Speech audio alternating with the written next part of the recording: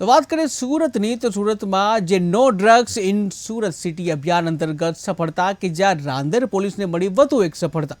ત્યારે રાંદેર પોલીસે 3 આરોપીઓની ધરપકડ કરી છે, જ્યાં એમડી ડ્રગ્સના જથ્થા સાથે ધરપકડ કરવામાં આવી છે. ત્યારે જિલ્લાની બ્રિજ નજીકથી 34 ગ્રામ જથ્થા સાથે ધરપકડ કરવામાં આવી, જ્યાં આરોપીઓ છૂટકમાં કરતા હતા વેચાણ. ત્યારે આરોપીઓ 1 ગ્રામની પડીકી બનાવી જે સપ્લાય કરતા હતા, જ્યાં 3 પૈકી એક આરોપી પાસેથી યુથ કોંગ્રેસનું આઈડી કાર્ડ મળ્યું. ત્યારે આરોપી મોહમ્મદ જાવેદ યુથ કોંગ્રેસનો સભ્ય છે. ત્યારે પોલીસે 3 આરોપીઓની ધરપકડ કરી વધુ તપાસ હાથ ધરી છે.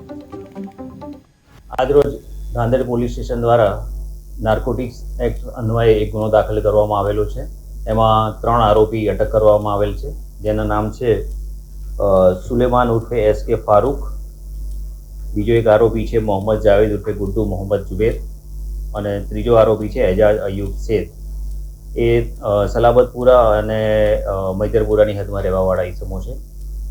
રાંદેર પોલીસ સ્ટેશનને માહિતી મળેલી હતી કે આ લોકો નાનો છૂટક જથ્થો લાવી અને માણસોને વેચે છે. એ આધારે એમણે કિલ્લાની બ્રિજ પાસે ધર્મોરા સર્કલ છે ત્યાં આગળ ચેક કરતા આ 3 ઇસમો મળી આવેલા, અને એમને ચેક કરતા એમની પાસેથી કિસ્સામાંથી આ 34 ગ્રામ જેટલો મેફેડ્રોન ડ્રગ્સનો જથ્થો મળી આવેલ, તથા 2 મોપેડ વાહન ગુનાના કામે અને 60,000 રૂપિયાની આસપાસ રોકડ રકમ એટલું ગુનાના કામે સીઝ કરવામાં આવેલો છે અને ગુનો દાખલ કરવામાં આવેલો છે.